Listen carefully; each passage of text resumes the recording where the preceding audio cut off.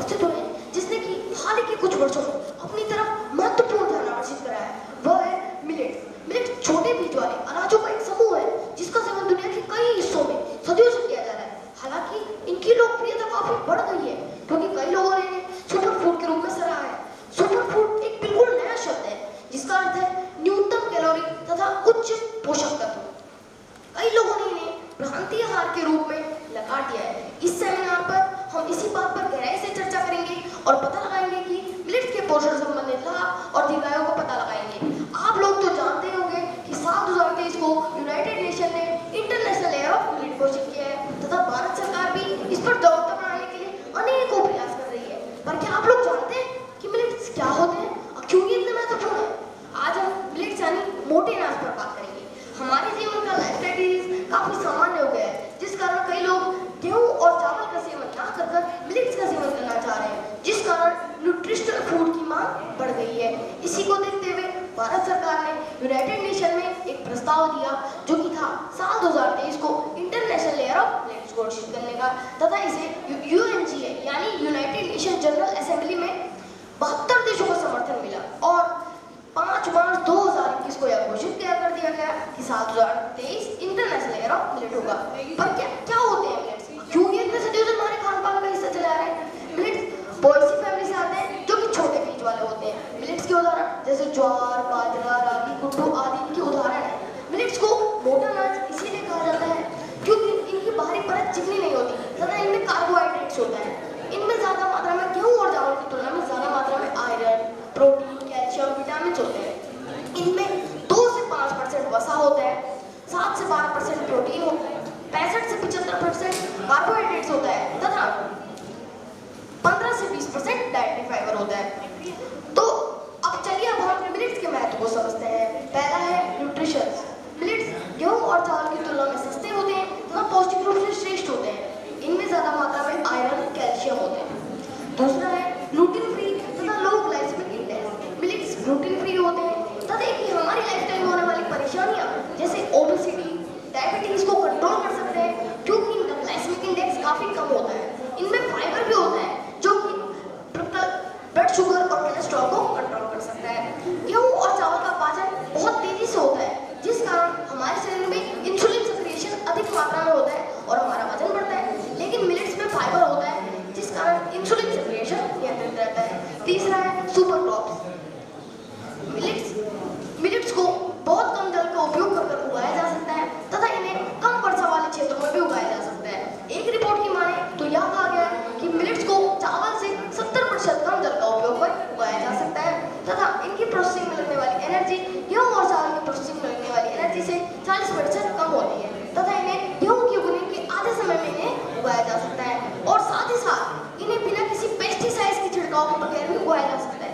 इतने सारे लाभ होने के बावजूद इनका नाम क्यों नहीं आता?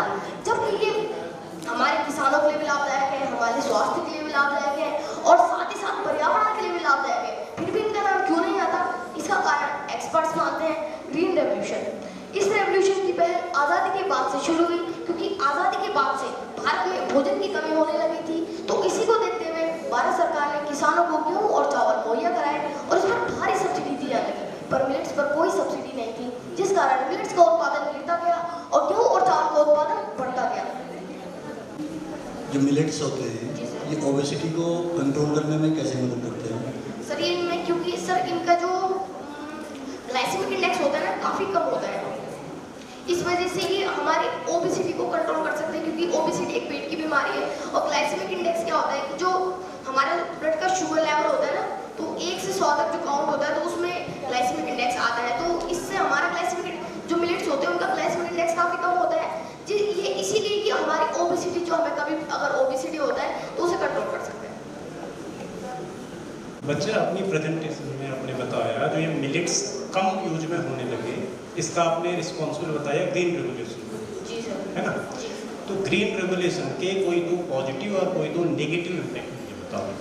सर ग्रीन रेवोल्यूशन के दो पॉजिटिव, एक पहले मैं पॉजिटिव बताता हूँ। पहले क्या हुआ तो उस टाइम आज़ादी, उसी टाइम भारत को आज़ादी मिली थी तो भारत में क्या हुआ तो भोजन की कमी होने लगी थी जिस कारण भूखमरी फैल रही थी। तो उससे ये फायदा हुआ कि भारत आत्मनिर्भर बन गया फूड प्रोडक्शन के तौर पर, एक ये हो गया। और इससे बहुत इससे एक और इम्पैक्ट मिला कि भारत में जो फूड प्रोडक्शन के तौर पर था उसमें भारत को आत्मनिर्भरता भी मिल गई, और साथ ही साथ इसमें कि कई लोग ऐसा होता कि उस टाइम जो आज़ादी के बाद से तो उस टाइम भोजन की कमी तो हो ही रही थी। It's like a bank account, and better you eat, better you invest. So how can you risk your bank account? Good morning, good afternoon to all of you, one and all who are present here. I am Rikesh Pandey from district Pithoragarh, the Asian Academy Senior Secondary School. Today I am standing here to fulfill my duty as an international milletier, as a student, to aware you all about millets and their advantage, whether they are birds' foods or our food. So let us get started with the topic that millets are superfood or a diet fad. No doubt it is a superfood. Now I will tell you about the something. Let us understand what are millets and basic concepts of millets. So millets are nothing but small seeded grass grains belonging to grass family and the C4 plants. You may have heard of C3 plants, C4 plants. These are basically a photosynthetic plants that converts the carbon molecules into 4 carbon molecules before the Calvin cycle. So these belong to the C4 plants. That has been cultivated over thousands of years. Like millets has been cultivated for before the Indus Valley civilization. So it is the ancient grains, and it is rich in vitamins, minerals, proteins, carbohydrates, dietary fibers. So it is one of the superfood we can say. As you can see here, that major millets in India are jowar, bajra and ragi, and indigenous varieties of millets are kodo, kutki, china and sang. Earliest evidences has been found over 3000 BC. Now let's get some history of millets. So history of millets is very civilized. Like in 19th century,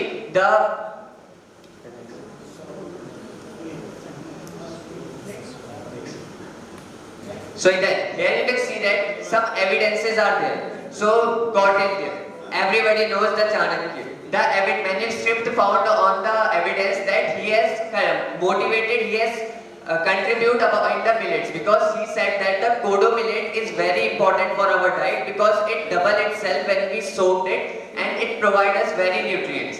Like in the British time period also, Leslie Coleman developed the first finger millet variety in 1918 in Bengaluru. And also, like here you can see Hyder Ali Khan of the Mysore, Sultan of Mysore, used to consume millets in his diet. So see how many evidences are there. And who else can oppose the Kautilya, the Chanakya Niti, you say that. So he also said this in its Kautilya's Arthashastra that millets are very useful in our diets. So now let us get into importance and benefits of millets.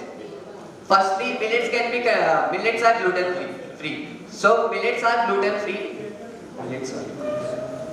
So millets is gluten free. What is gluten? Gluten is simply a binding protein. As you can see the difference. This is a ragi roti and this is a simple wheat roti. So in ragi roti you see that it is broken in the sides because it can be easily broken because there is no gluten in it. So and here there is gluten. So famous millet, Jhangora is the most famous millets of Garhwal, and it can be cut into 75 to 80 days. You can see that Jhangora ki kheer, and it is also eaten during fast, during that Falar in our Uttarakhand area. Let us conclude ourselves. So the conclusion of all this is that India is celebrating G20 as you know that. So in G20 as well, it is served to the celebrities, that the VIPs that is coming to the India. So it is one of the initiatives that will make India as a superpower in our future. The economic activity will increase so much that it can make ourselves improve that in the economic sector and become ourselves the third most economy in the world. Thank you.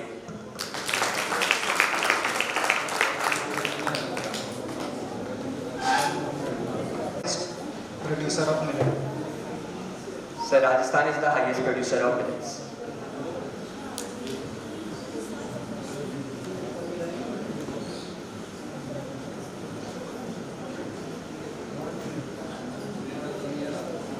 झंगोरा बताया ना आपने उत्तराखंड। झंगोरा में कौन-कौन से nutrients? Sir झंगोरा में सारे न्यूट्रिएंट्स तो प्रेजेंट होते हैं, लेकिन जो स्पेसिफिकेशन ये है कि आयरन और कैल्शियम की मात्रा बहुत ज़्यादा होती है। Like it can consist of 14 to 15% of iron in Zangora, which can prevent anemia diseases in humans.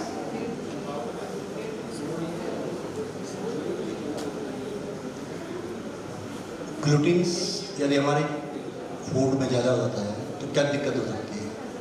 Sir दिक्कत अब आ रही है क्योंकि जो न्यू जनरेशन है जो ग्लूटेन को डाइजेस्ट ही नहीं कर पा रही है। तो सबसे बड़ी दिक्कत ये है कि ग्लूटेन डाइजेस्टेबल ही नहीं हो पा रहा है। डिसएडवांटेज ये है कि ये हमारी कार्डियोवैस्कुलर डिजीजेस में ओवर एडवांटेज दे रहा है और सब पीपल में तो ये इसमें इम्यून सिस्टम ही ट्रिगर कर जा रहा है कि इसको डाइजेस्ट ही नहीं कर पा रहा है। और आजकल की जो न्यू जनरेशन जेनेटिक चेंजेस की वजह से ग्लूटेन चिल्ड्रन जो है डाइजेस्ट नहीं कर पा रहे हैं। तो ये ग्लूटेन का डिसएडवांटेज है, तभी हम मिलेट्स को प्रमोट कर रहे हैं।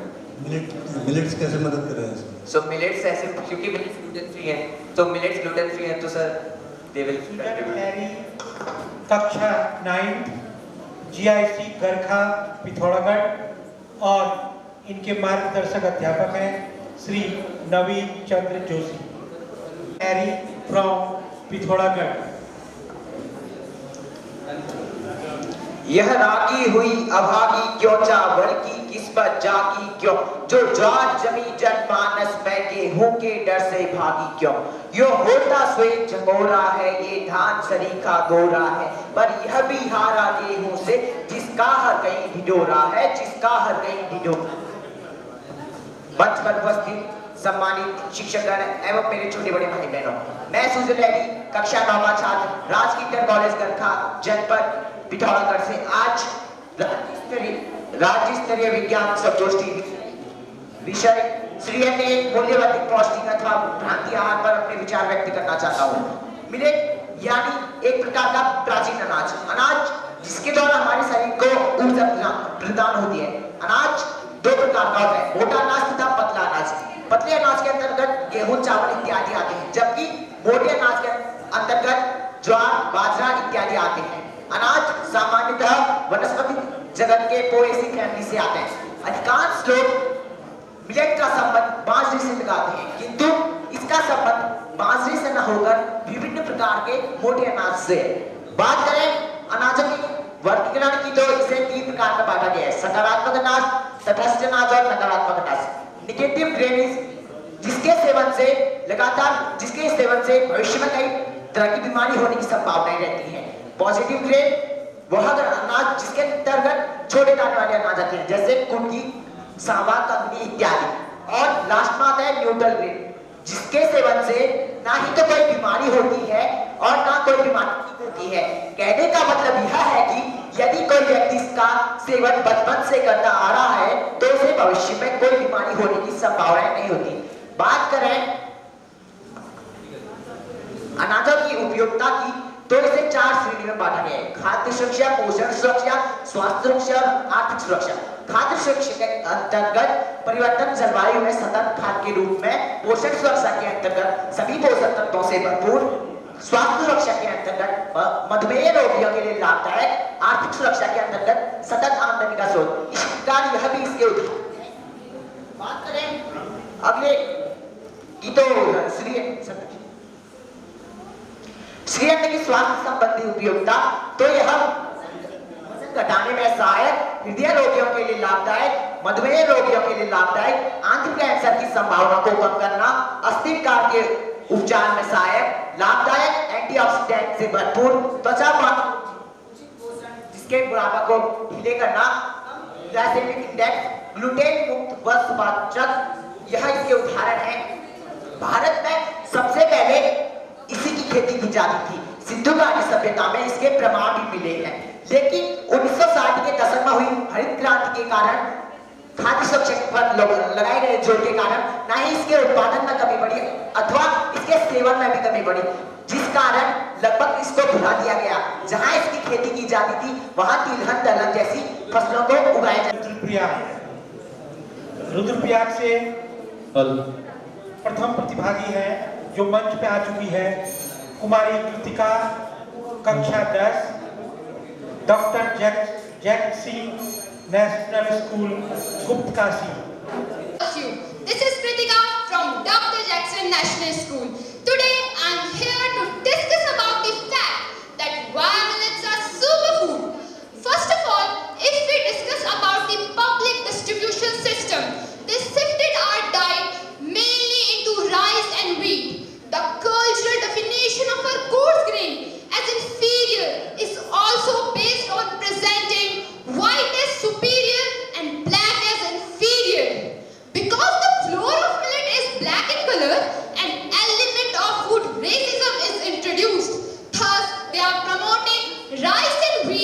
which leads to many diseases and even nutrition crisis. To begin with millets can grow in extreme weather conditions like in 50 degrees Celsius. It is highly nutritious, which make them a solution to malnutrition crisis. It even grown in little water supply, which make them a solution to perennial water woes. That is why millets are beneficial for the country, even the small farmers, for their increasement of economical value. Millets are famous for its enormous benefits towards the body. Let us now discuss about different types of millets. The first one is Jhangora, which is commonly known as barnyard millet. The scientific name is Echinoclova fermentia. Uttarakhand is the largest producer of it. Jhangora is a superfood. It is easy to digest due to it being gluten-free, highly nutritious and non-acidic form of food. It is considered as the least allergenic and the most digestible grain available. It is rich in crude fibers, crude proteins, which make it a viable option to treat against jaundice, obesity, constipation and diabetes-like diseases. The second type is Kangni, which is commonly known as foxtail millet. The scientific name is Setaria italica. Uttar Pradesh is the largest producer of it. It is rich in vitamin B12, which is essential for maintaining our healthy heart for the well functioning of the nervous system. It improves the glycemic control and reduces the insulin cholesterol. Even it is helpful for the formation of neurotransmitter acetylcholine, which transfer masses between nerves and muscles.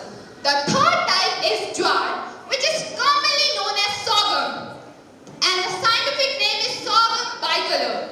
Jowar is great for the people who have gluten intolerance. Being a gluten-free cereal, it is perfect cereal to treat against celiac disease. It enhances the overall health. Fourth type is Bajra, which is commonly known as pure millet. The scientific name is Panisatum glaucum. It is rich in dietary fibers. It reduces the LDL cholesterol. This variety is rich in omega-3 fatty acid, which contributed for a heart-related issue. It even makes our stomach pH alkaline. Due to it reduces the risk of cancer-like diseases. The fifth type is jaw, which is commonly known as barley. The scientific name is Hordenum vulgare. The scientific name is Hordenum vulgare, and Rajasthan is the largest producer of it. It is high in fibers. It reduces the insulin cholesterol and blood sugar level. It improves the digestion and even it is helpful for weight loss. The sixth type is Ragi, which is commonly known as finger millet. In Uttarakhand, it is known as Mandua. The scientific name is Alexine corecana. Ragi is a powerhouse of the nutrition and it is considered as a superfood even. It has two special amino acids, methionine and lysine, which prevent our skin from wrinkling and shedding. It is beneficial for the condition like anxiety, depression, insomnia. Moreover, it is also recommended for lowering blood pressure, heart-related issue, asthma-related issue, and so many more. Ragi is the excellent source of vitamin B, which play an important role from brain function to healthy cell division. Now, I would like to show you my next project. The first topic is state-wise millet production, in which Rajasthan is the largest producer of millet in India, which produces almost 27% of it. The lowest producer of millets in India is Uttarakhand, which produces almost 1% of it. The second topic is production of millets, in which the graph is showing the production of millets from the year 2003 to 2023. The third topic is major millet producing states in India. Rajasthan is the largest producer of bajra, which produces almost 58.05% of it. Maharashtra is the largest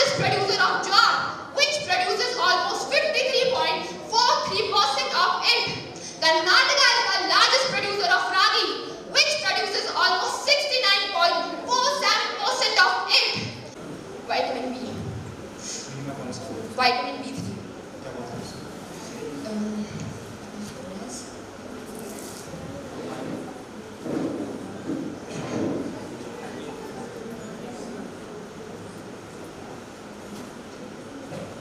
niacin. बच्चा पहला तो part ये है amino acid क्या होता है, पहले amino acid होता है और दूसरा ये बताओ कि पौधे में कौन से दो अमीनो एसिड पाए जाते हैं? पौधा रागी पौधे में माइथिलीन और लाइसिन। अमीनो एसिड किसे कहते हैं? अच्छा, अमीनो एसिड वो होता है जो मतलब हमारी स्किन रिलेटेड चीज़ों को कंट्रोल करने का काम करता है, जैसे रिंकलिंग और शेडिंग, और उसके साथ साथ वो और भी बेनिफिशियल होता है हमारे बॉडी के। ऐसा नहीं।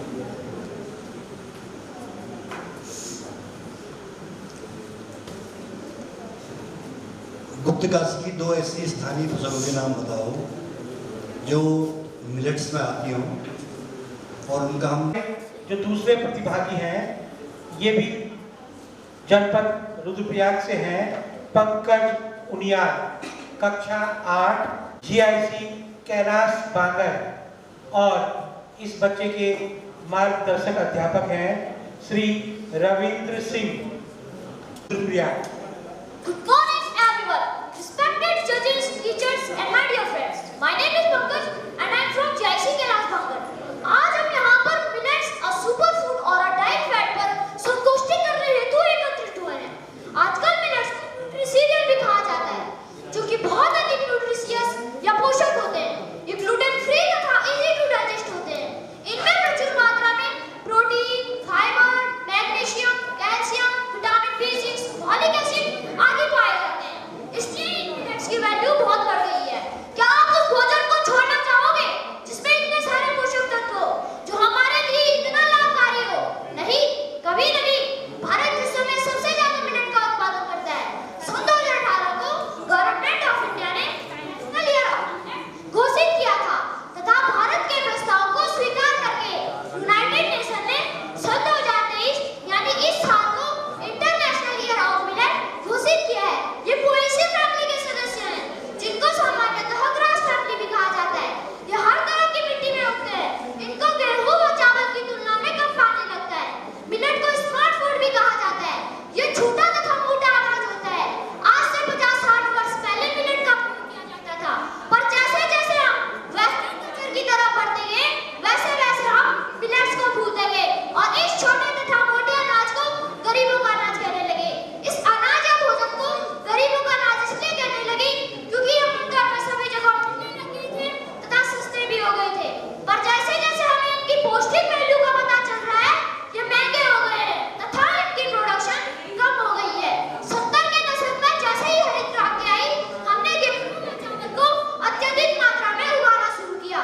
मिलेट प्रायः दो प्रकार के होते हैं, पहला मेजर मिलेट, दूसरा माइनर मिलेट। पहला जो मेजर मिलेट है, ये वे मिलेट होते हैं जो साइज में बड़े होते हैं, जैसे कि ज्वार, बाजरा। दूसरा है माइनर मिलेट, ये वे मिलेट होते हैं जो साइज में छोटे होते हैं, जैसे कि रागी, कुटकी, कंगनी, गोदा, चना इत्यादि। डॉक्टर खादर वली, जिनको कि मिलेट मैन ऑफ इंडिया भी कहा जाता है, इन्होंने ग्रेन को 3 श्रेणियों में डिवाइड किया है। पहला नेगेटिव ग्रेन, दूसरा न्यूट्रल ग्रेन और तीसरा पॉजिटिव ग्रेन। पहला जो नेगेटिव ग्रेन है, इसमें बहुत ज्यादा ग्लूटीन पाया जाता है।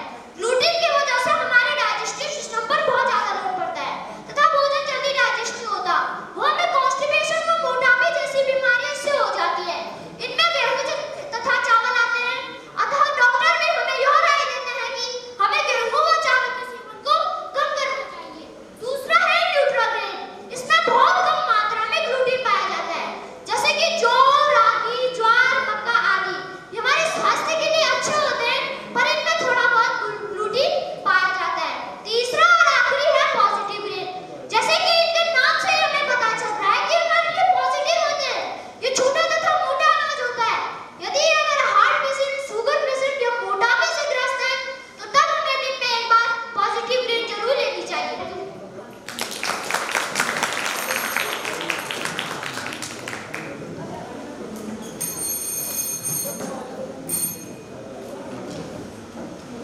मिलेट्स के प्रयोग के क्या नुकसान हैं? मिलेट्स के यूज़ अगर हम ज़्यादा करते हैं तो उसका क्या नुकसान है? कुछ नुकसान भी है इससे कि नहीं? फायदे ही फायदे हैं, नुकसान है कुछ नहीं है? इसी क्वेश्चन को आगे बढ़ा रहा हूँ मैं। अगर मिलेट्स के यूज के कोई नुकसान नहीं है तो फिर आपने हमने एक दिन में केवल एक ही टाइप का मिलेट खाना चाहिए।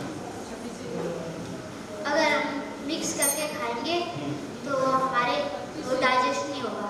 क्यों? कि वो सब कुछ मिक्स हो जाएगा।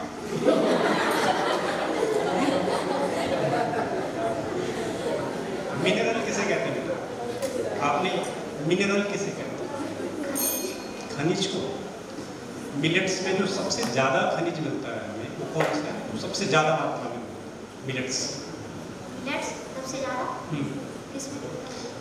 मिलेट्स से जो सबसे ज़्यादा अमाउंट में खनिज मिलता है वो कौन सा? उसका नाम क्या है? कैल्शियम है, मैग्नीशियम है, मैग्नीज है, आयरन है।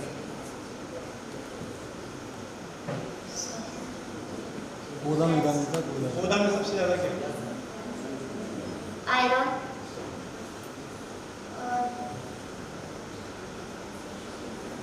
प्रोटीन। बॉडी में कैल्शियम का क्या काम? वो हड्डियों को मजबूत करता है। ये थे पंकज दयाल, जनपद रुद्र प्रत्याशी हैं। वो है टिहरी जनपद से सोमेश पांडे, कक्षा 10, GIC कीर्तिनगर, और इस बच्चे के मार्गदर्शक अध्यापक हैं श्री कमलेश चंद्र जोशी जी। अतिथि महोदय, निर्णायक महोदय व सभी आदरणीय श्रोतागण, अंतर्राष्ट्रीय मिलेट वर्ष 2023 के उपलक्ष्य पे मैं सोमेश पांडे, राजकीय इंटर कॉलेज कीर्तिनगर, विकास खंड कीर्तिनगर, टिहरी गढ़वाल से श्री अन्न एक मूल्यवर्धित पौष्टिक अथवा भ्रांति आहार विषय पर आपके समक्ष अपने विचार प्रस्तुत करना चाहता हूँ। मिलेट शब्द की उत्पत्ति फ्रेंच भाषा के मिले शब्द से हुई है, जिसका अर्थ होता है एक मुट्ठी में हजारों दाने। यह घास कुल, जिन्हें हम पोए से कुल भी कहते हैं, उसके अंतर्गत आते हैं। वर्तमान में इनका आधिकारिक नाम श्री अन्न है। श्री अन्न का नाम कर्नाटक राज्य से लिया गया है, जहाँ मोटे अनाजों को श्री धान्य कहा जाता है। श्री अन्न का अर्थ है खाद्यान्नों में सर्वश्रेष्ठ। इन अनाजों के साक्ष्य सिंधु घाटी सभ्यता, यजुर्वेद, सुश्रुत संहिता, अभिज्ञान शाकुंतलम से लेकर आईने अकबरी तक मिलते हैं। नेक्स्ट, श्री अन्न का वर्गीकरण। श्री अन्न को मुख्य रूप से 3 वर्गों में विभाजित किया गया है। बड़े दानों वाले श्री अन्न में बाजरा, ज्वार, रागी, छोटे दानों वाले श्री अन्न में कंगनी, गुटकी, कोदो, चेना व सावा आदि। इन दोनों से अलग इनमें शूडो मिलेट, जिन्हें हम प्रछन्न मिलेट या छद्म मिलेट भी कहते हैं, वो आते हैं। हालांकि ये कोई से कुल से संबंध तो नहीं रखते, किंतु श्री अन्न से पोषक तत्वों की समानता के कारण इन्हें श्री अन्न के अंतर्गत रखा गया है, जिसके अंतर्गत कुट्टो व चौलाई आते हैं। अब मैं आपको उन विशेषताओं के बारे में बताना चाहूंगा जो श्री अन्न को एक मूल्यवर्धित पौष्टिक आहार बनाती है। श्री अन्न में कार्बोहाइड्रेट व प्रोटीन का उचित मात्रा पाई जाती है, जिसमें कार्बोहाइड्रेट 60 से 70 ग्राम व प्रोटीन 6 से 12 ग्राम प्रति 100 ग्राम श्री अन्न में पाया जाता है। कार्बोहाइड्रेट व रेशो के अनुपातों के आधार पर अनाजों को 3 श्रेणियों में बांटा गया है। धनात्मक अन्न, इनमें कार्बोहाइड्रेट व रेशो का अनुपात 5.5 से 7.6 के बीच होता है।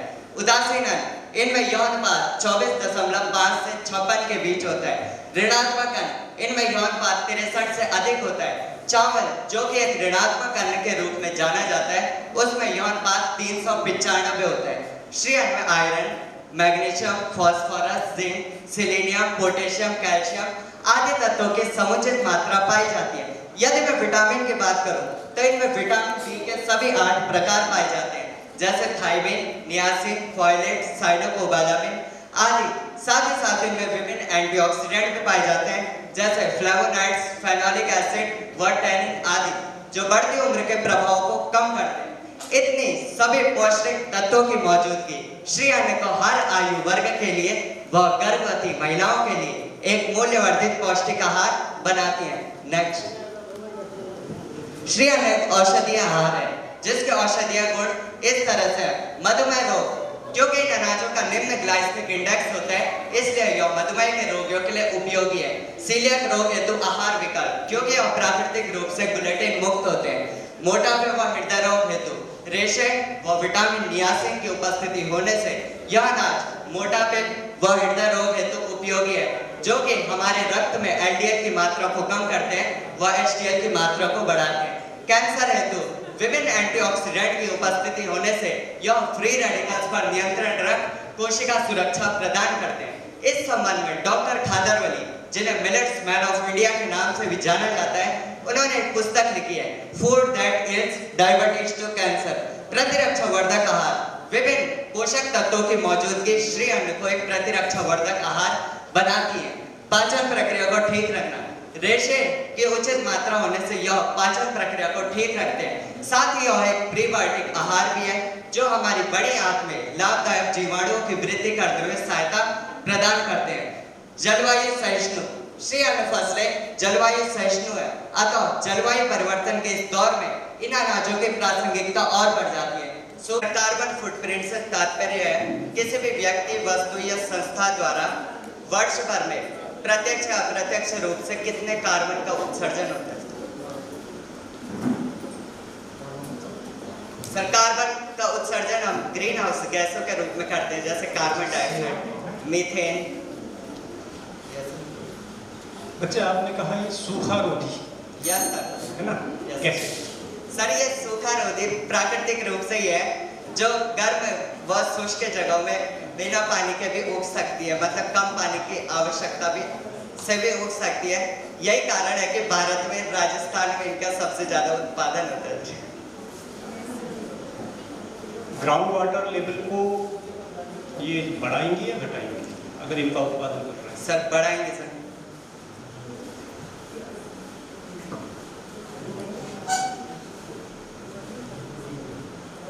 मैग्नीशियम है ना, जो मैग्नीशियम, यस सर, उसका हमारे शरीर में कोई एक महत्वपूर्ण उपयोग होता है।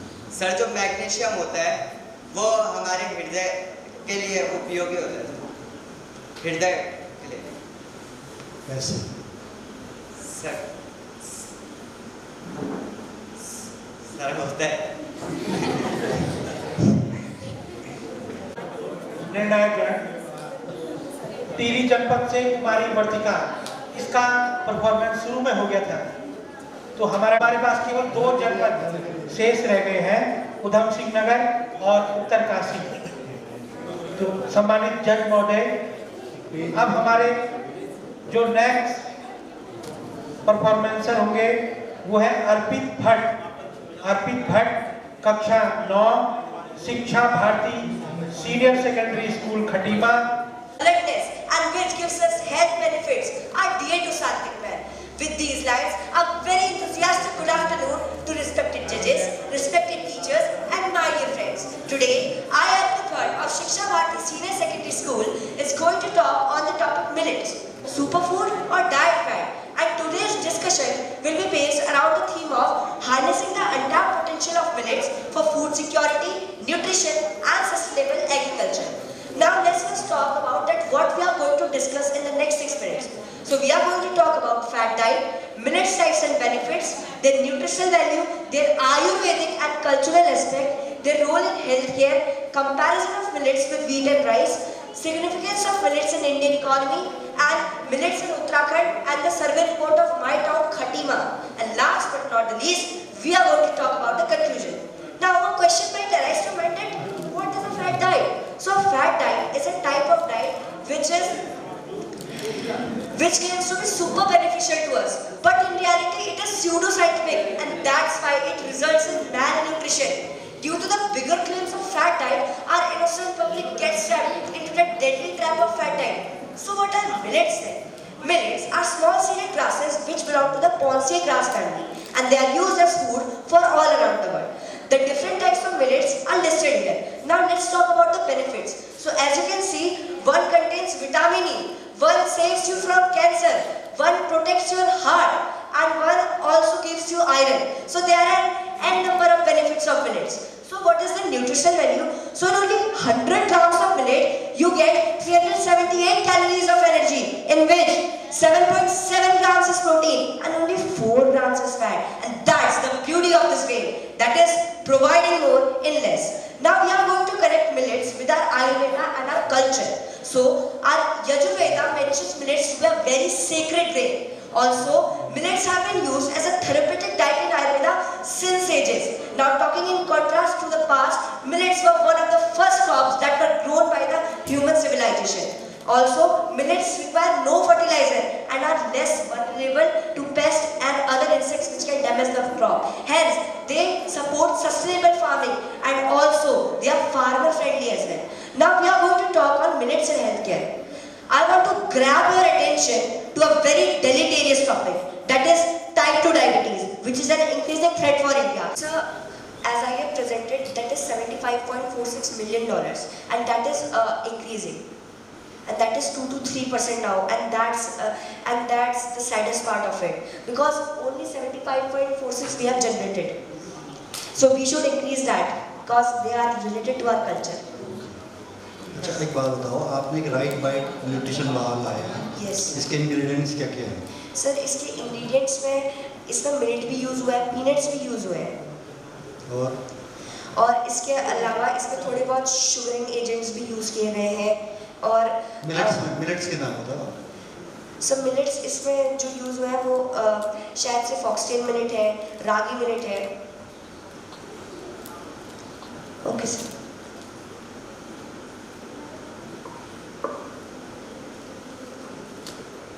बच्चे जो न्यूट्रिशनल वैल्यू है ना मिलेट्स, यस, कितनी कैलोरी पर 100 ग्राम हमें मिलता है?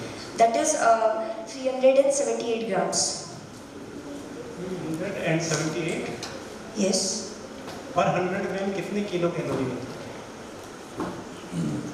378 as I have written mentions.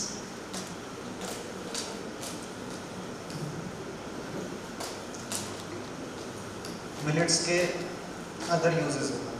So millets के other applications, sir. When I surveyed my town, Khatima, I came across very old people, and they have told me that apart from the grain part, millets were also used to make a broom out of it.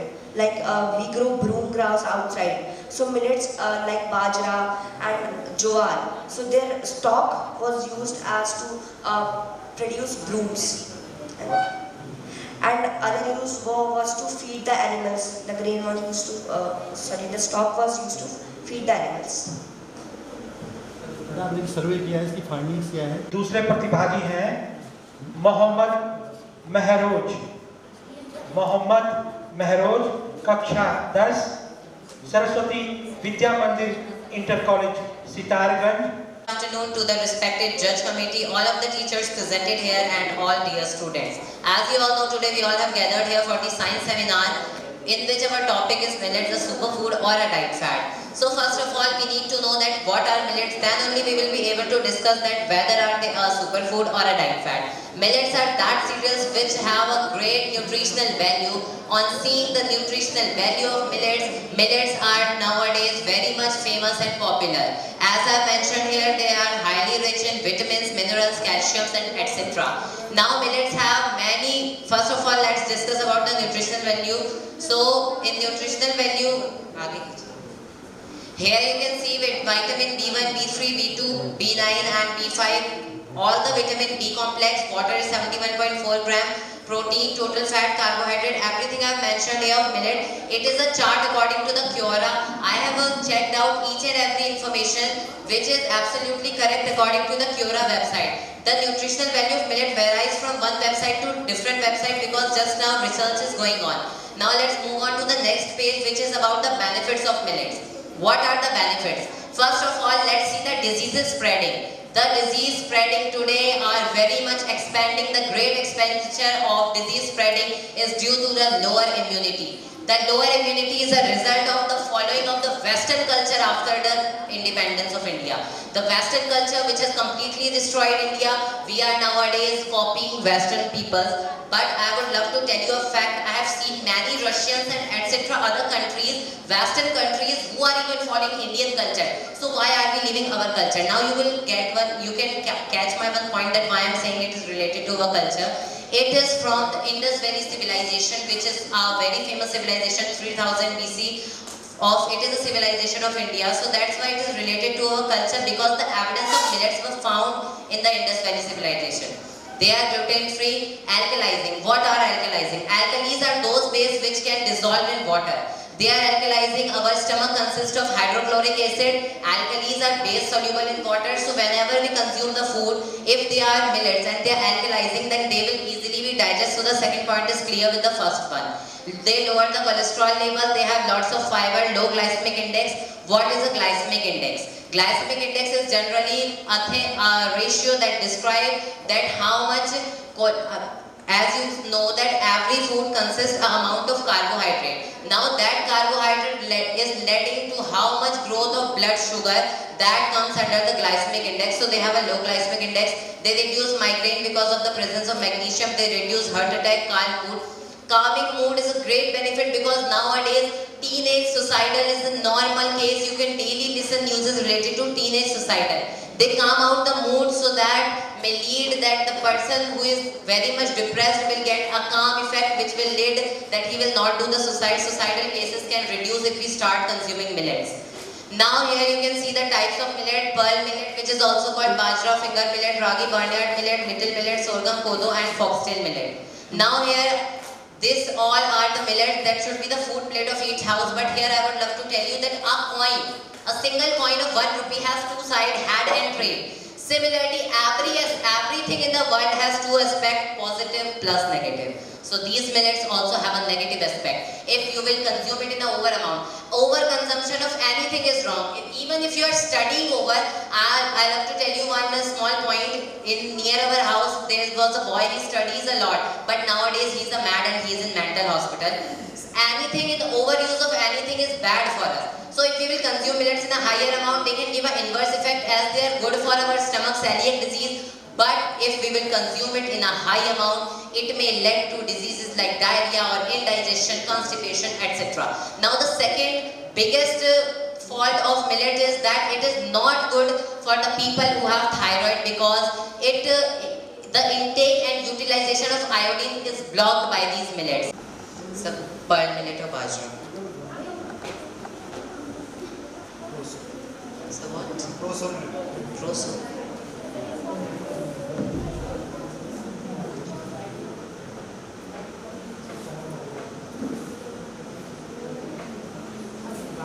Millets जो है कौन सी crop के अंतर्गत आती है?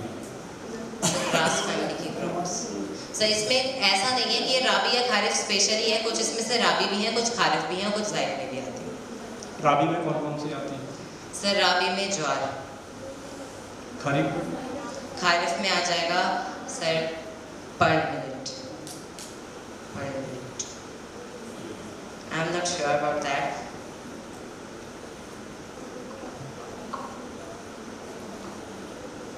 What is the ratio of carbohydrate and fibers in a positive stream? So in positive grains 5.5 to 7.3. दोनों प्रतिभागियों का प्रेजेंटेशन समाप्त हो चुका है। अब हमारे पास अंतिम जनपद के रूप में उत्तरकाशी जनपद है। उत्तरकाशी जनपद से पहली परफॉर्मर हमारी जो है वो कुमारी शोभा, कक्षा 9। My name is Shobha, class 9 from GIC चमिया। हमारे पूर्वजों की एक कहावत है कि भोजन ही औषधि है। इस बात के जानकर हमारे पूर्वजों ने कुदरत में पाए जाने वाले अनेक प्रकार के पदार्थों को खेती व भोजन में अपनाया था, और यही कारण था कि वे एक लंबा जीवन जीते थे। परंतु वर्तमान समय में हमारे रहन सहन, खान पान पश्चिमी सभ्यता से इतना प्रभावित हो चुका है कि कई प्रकार की बीमारियों और कुपोषणों से आज मनुष्य घिरा हुआ है और मनुष्य की जीवन प्रत्याशा भी घट चुकी है। इस क्षेत्र में भारत सरकार के साथ साथ विभिन्न सामाजिक संगठन, वैज्ञानिक, इंजीनियर आदि भी लगे हुए हैं। हाल ही के कुछ वर्षों में एक शब्द श्री अन्न बहुत चर्चा में आया है, जिसका सीधा अर्थ मोटा अनाज है। आइए इसके बारे में विस्तृत रूप से जानते हैं कि मोटा अनाज है क्या। मोटा अनाज फसलों का एक ऐसा समूह है जो मुख्यतः उष्णकटिबंधीय और उपोष्णकटिबंधीय जलवायु में खेती के लिए अनुकूल होते हैं और कम वर्षा वाले क्षेत्रों में आसानी से उगाए जाते हैं, इसीलिए इसे मोटा अनाज कहा जाता है।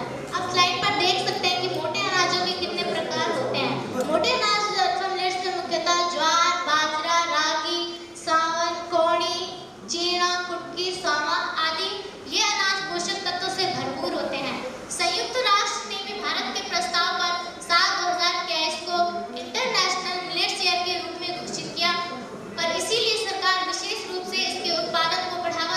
दिशा में कार्य कर रही है। हाल ही में कृषि मंत्रालय ने भी मिलेट्स फूड फेस्टिवल का आयोजन किया, जिसमें बहुत सारे मंत्रियों और सांसदों ने हिस्सा लिया था। आप स्लाइड पर देख सकते हैं कि मोटे अनाजों के कितने फायदे होते हैं। मोटे अनाज पौष्टिक तत्वों से भरपूर होते हैं तथा इनके सेवन से हमें कई फायदे मिलते हैं, जैसे हड्डियों को मजबूत करने में सहायक, वजन नियंत्रित करने में सहायक, डायबिटीज रोगियों के लिए फायदेमंद, हार्ट के लिए फायदेमंद और अन्य कई चीजों के लिए फायदेमंद होता है। पर्यावरण परिस्थिति के अनुसार ज्यादा अनुकूल यह प्रकृति के साथ ही है। इनके पैदावार में धान या गेहूं के मुकाबले कम पानी की आवश्यकता होती है। 1 किलो धान पैदा करने के लिए लगभग 4000 लीटर पानी की आवश्यकता होती है, जबकि मोटे अनाज कम पानी में ही पैदावार होते हैं। इनमें खाद की ज्यादा आवश्यकता नहीं होती, कम उपजाऊ भूमि में भी पैदावार देते हैं। विटामिन बी की अच्छी मात्रा और कोलेस्ट्रॉल की मात्रा को कम करता है।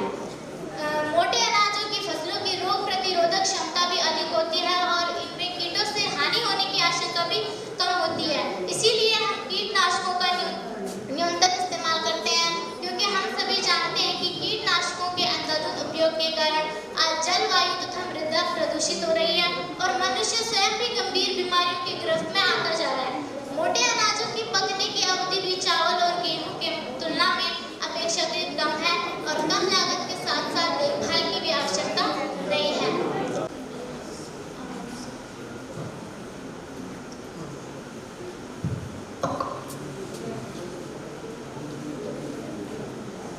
अच्छा, बाजरा सबसे पहले कहाँ उगाया गया?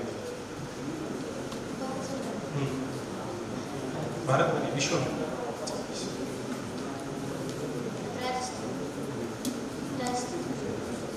विश्व में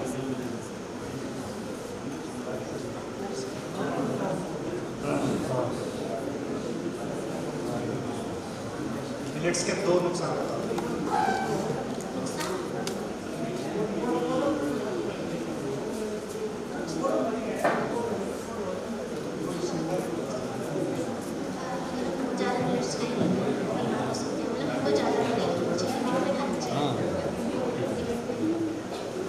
झंगोरे से क्या क्या बना सकते हैं? झंगोरे का खीर और झंगोरे का चावल बनाते हैं। इसमें फायदेमंद होता है?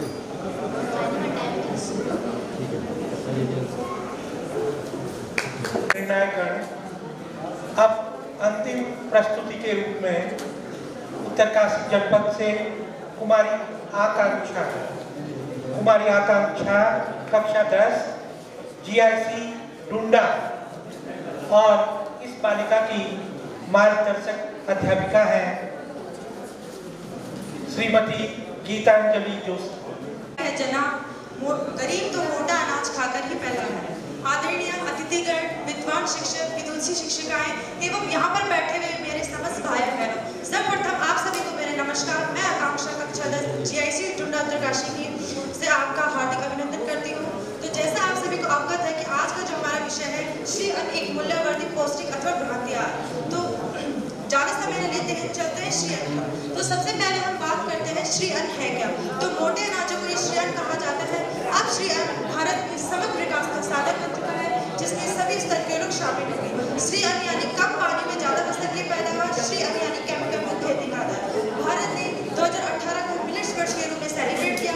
संयुक्त राष्ट्र संघ की बैठक में 2023 को अंतर्राष्ट्रीय मिलेट्स वर्ष के रूप में घोषित कर दिया गया, जिसमें 72 देशों का समर्थन मिला। भारत में 21 राज्यों में मोटे अनाजों का उत्पादन किया जाता है और विश्व के 131 देशों में मोटे अनाजों का उत्पादन किया जाता है। भारत में 138 लाख हेक्टेयर भूमि पर मोटे अनाजों का उत्पादन किया जाता है। भारत में सबसे ज्यादा मोटा अनाज उत्पादक वाला जो राज्य है वो है राजस्थान। यदि हम अकेले उत्तराखंड राज्य की बात करते हैं तो उत्तराखंड एक पर्वतीय राज्य है, जिसमें एक दौर ऐसा हुआ करता था जब मोटे अनाजों का बहुत ज्यादा उत्पादन किया जाता था। परंतु वर्तमान समय में गेहूं और चावल के अत्यधिक सेवन से इनका उत्पादन घट रहा है, जो कि एक खेदजनक बात है। तो इनके उत्पादन में बढ़ोतरी लाने के लिए उत्तराखंड मंत्रिमंडल परिषद ने 16 मार्च 2023 को उत्तराखंड मिलेट्स मिशन योजना की शुरुआत की।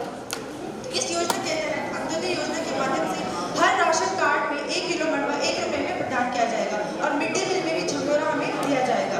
इस योजना के तहत मंडवे के उत्पादन में बढ़ावा देने के लिए और मार्केटिंग के लिए 73 करोड़ रुपए की व्यवस्था की गई। इस योजना के तहत सहकारी समितियों के माध्यम से किसानों से 78 रुपए किलो मंडवा खरीदा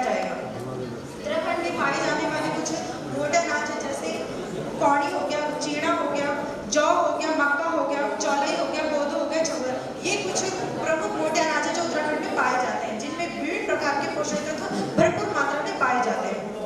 मोटे अनाजों की एक खास खूबी यह है कि यह किसी भी जलवायु में और कम पानी में भी उगाए जा सकते हैं और इनमें कम कीटनाशकों का उपयोग किया जाता है। अब बात करते हैं मूल्यवर्धित पौष्टिक आहार। हमारे भोजन में सबसे ज्यादा खाया जाने वाला अनाज है गेहूं और चावल, जिसके अत्यधिक सेवन से हमारे शरीर में विभिन्न प्रकार के रोग उत्पन्न होते हैं। तो आइए जानते हैं वे कौन से सुपर फूड है जिनसे हमारे शरीर में रोगों का आक्रमण कम होगा। तो वो होते हैं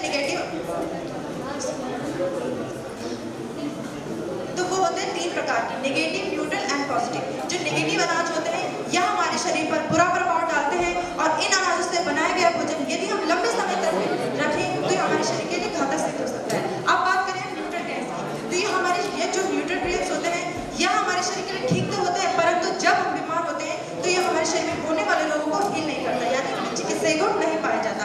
अब बात करते हैं पॉजिटिव ग्रेन्स की, तो पॉजिटिव ग्रेन्स वह अनाज है जिसमें यूनिक प्रॉपर्टीज पाई जाती है जो हमारे शरीर में होने वाले रोगों को हील करते हैं। भारत की मिलेट्स मैन डॉक्टर धागा हरी के अनुसार पॉजिटिव ग्रेन्स वह अनाज है जिस अनाज को ग्रहण करने से हमारे शरीर में होने वाले रोग तथा हो चुके रोगों के लिए शक्ति प्रदान मिलती है। और वैज्ञानिक शोध से हमें यह पता चलता है कि पॉजिटिव ग्रेन्स वह अनाज है जिसमें फाइबर और कार्बोहाइड्रेट का जो रेशियो होता है सिंगल डिजीज यानी 10 से कम होता है, पॉजिटिव ग्रेन्स कहलाते हैं। तो ये कुछ मोटे अनाज हैं जिनमें विभिन्न प्रकार के पोषक तत्व पाए जाते हैं, जैसे बाजरा, इसमें कैल्शियम, आयरन, जिंक पाया जाता है। रागी से मंडवा भी कहते हैं, इसमें प्रोटीन, एमिनो एसिड, ग्लूकोज भी होता है। ज्वार, इसमें आयरन, प्रोटीन और फाइबर का स्रोत है। जैसे कंगनी हो गया, कार्बोहाइड्रेट, यह रक्त शर्करा के स्तर को संतुलित बनाए रखता है। कुटकी हो गया, विटामिन, कैल्शियम, आयरन पाया जाता है। चीड़ा हो गया, यह भी रक्त शर्करा के स्तर को संतुलित बनाए रखता है। आप स्लाइड में भी देख सकते हैं। जैसे चौलाई हो गया, इसमें प्रोटीन, आहार के फाइबर के स्रोत होते हैं और यह कोलेस्ट्रॉल के स्तर को भी संतुलित बनाए रखता है और बनता है। धन्यवाद।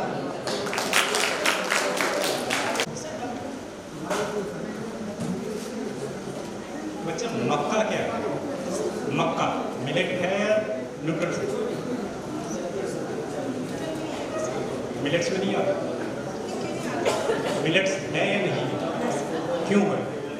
क्योंकि सर इसका भी मतलब वही है सर, इसमें फाइबर और कार्बोहाइड्रेट का सिंगल नहीं आता है सर, इसका जो रेशियो होता है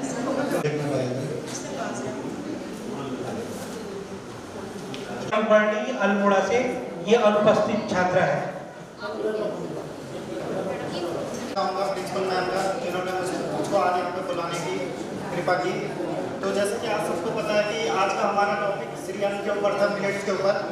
तो मेनली मिलेट्स का हमको क्या करना है, देखिए हमने सबसे पहले जागरूकता फैला दी है।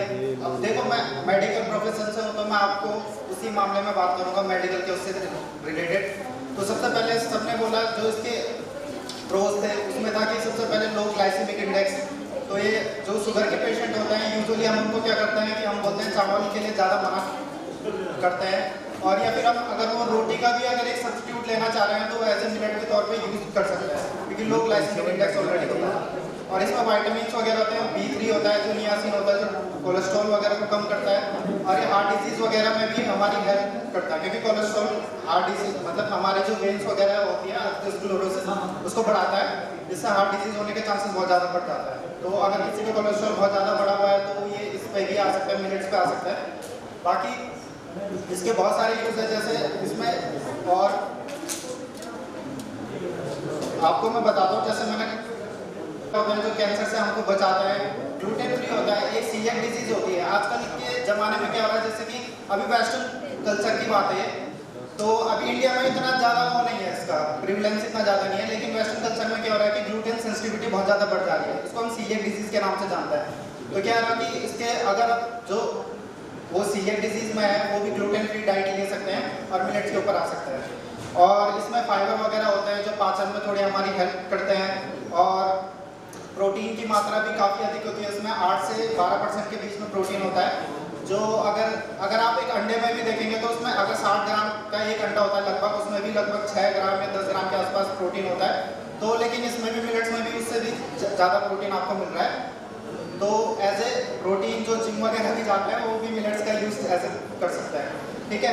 तो अब उत्तराखंड में सबसे बड़ी दिक्कत क्या उत्तराखंड में यह है कि मिलेट्स का उत्पादन धीरे धीरे करके घट रहा है, क्योंकि यहाँ से पलायन बहुत ज़्यादा हो रहा है। अब पलायन के रीज़न बहुत सारे हो सकते हैं कि ऊपर शिक्षा नहीं है, जो भी नहीं है, लेकिन एक मेन रीज़न है कि ये पहाड़ों पर बहुत ज़्यादा जो जानवर हो चुके हैं, बंदर या जंगली सुअर है, उनकी वजह से क्या करते हैं, जो अभी गाँव में उपस्थित जो प्रेजेंट भी है वो भी मिलेट्स को नहीं उगा पा रहा है। जैसे कि अब होता ही था कोदा झंगोरा होता था, लेकिन अब वो भी बहुत कम हो गया है, क्योंकि अब गांव वालों को इस बात का डर है कि अब वो सब कम हो जाएगा कि बंदरों ने खा देना है या सुअर ने पूरा खेत बर्बाद कर देना है। तो अब मैं विनती इतनी करूँगा कि सरकार से भी विनती करूँगा इस मामले में थोड़ा कदम उठाएं और उत्तराखंड में जो बढ़ावा है मिलेट्स को बढ़ावा दें, ताकि सब लोग स्वस्थ रह सकें, और स्वस्थ रहेंगे तो तभी खुश रहेगा इंसान। धन्यवाद आप सबको। अपने दूसरे निर्णायक doctor S.C. Satheesan, government PG college Karnaprayag. Good afternoon. पहले तो आप सभी बच्चों को बधाइयाँ, शुभकामनाएं कि आपने बहुत अच्छा प्रेजेंट किया, है ना। जो प्रेजेंटेशन था वो बहुत अच्छा था। इसके लिए मैं जो भी मार्गदर्शक शिक्षक हैं उन्हें भी बधाई दूंगा कि आप लोगों ने इन बच्चों को इतने अच्छे ढंग से तैयार किया और बच्चों ने उसे जो आपने दिशा निर्देश उन्हें दिए हूबहू वही सब यहाँ पे प्रस्तुत किया। इसके लिए बच्चे और आप बधाई के पात्र। कुछ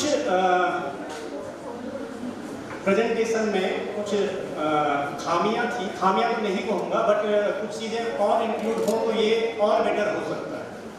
जैसे हम साइंस के स्टूडेंट हैं और साइंस संगोष्ठी, विज्ञान संगोष्ठी के रूप में इसे मना रहे हैं, है ना। तो नॉर्मली जो भी प्रेजेंटेशन था उसमें एक तारतम्य सा था कि मिलेट्स से क्या हुए, क्या क्या है, क्या इनके नाम है, वगैरह वगैरह वगैरह। अगर इसमें कुछ साइंटिफिक ऐड कर दिया जाए कि जो मिलेट्स हैं, जो लोकली हम लोग मिलेट्स प्रोड्यूस कर रहे हैं, साइंटिफिकली प्रेजेंटली उनमें कौन कौन सा काम हो रहा है। जैसे बहुत से बच्चों ने न्यूट्रिशन वैल्यू दी कि इसमें इतना प्रोटीन है, इतना विटामिन है, वो कहीं गूगल से उठा के और हूबहू दे दिया। साइंस इसे नहीं मानता है।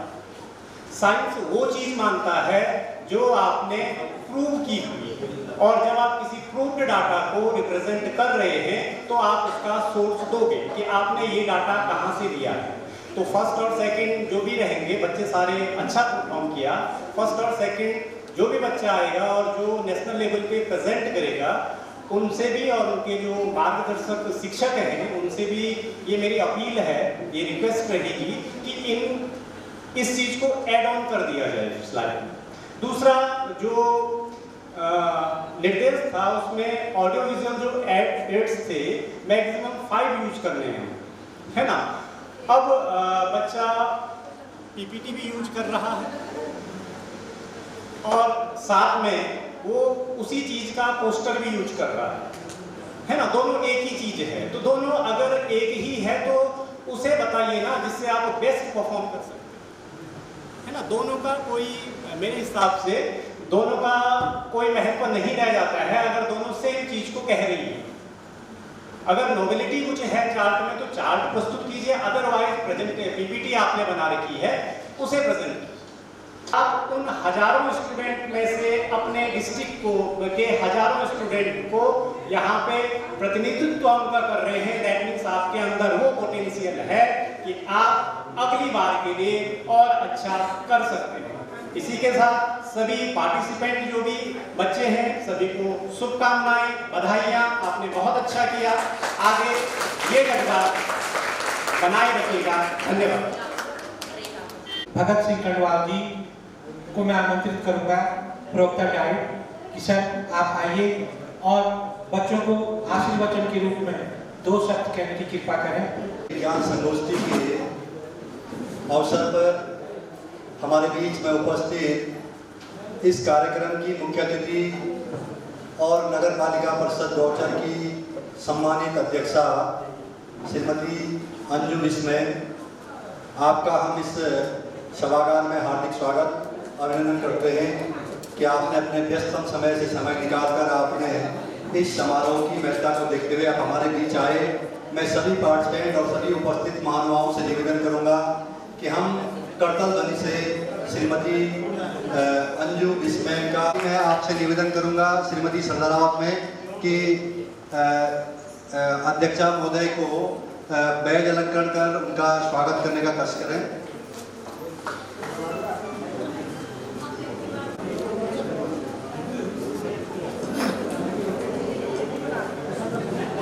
अंजू बिष्ट जी हमारे बीच पधारी हैं। मैम मैं बहुत बहुत आभारी हूँ आपका। पूरा शिक्षा विभाग चमोली, शिक्षा विभाग उत्तराखंड, विद्यालय परिवार आपका बहुत बहुत स्वागत और मुझे अभिनंदन करता है, आभार प्रकट करता है कि आप हमारे बच्चों को का उत्साहवर्धन करने के लिए, उनको शुभकामनाएं देने के लिए हमारे बीच उपस्थित हुई है। बहुत समय नहीं लेंगे हम, अब सीधा प्राइज डिस्ट्रीब्यूशन से थोड़ा सा रिजल्ट पढ़ने में 5 मिनट है। मैम मैं सीधा आपको ही आमंत्रित कर रहा हूँ, उसके बाद प्राइज डिस्ट्रीब्यूशन हो जाएगा। 2 मिनट बच्चों के लिए सबको आशीर्वाद। जब तक हम रिजल्ट लाते हैं आप सभी अतिथियों के लिए स्वागत सम्मान के लिए नगर क्षेत्र की ओर से अंजू बिष्ट मैम नगर पालिका अध्यक्ष गोचर चमोली। बच्चे भी यहाँ से खाली नहीं जाएंगे, इसलिए मैं अपनी तरफ से और यहाँ पर ये मोमेंटो फ्रंट लाइन पर लगे हैं चमकती हुई ट्रॉफी सभी बच्चों के लिए रखी उन्हें, तो तालियों से काफी धन्यवाद स्वागत कीजिएगा आदरणीय नगर पालिका अध्यक्ष अंजू बिष्ट।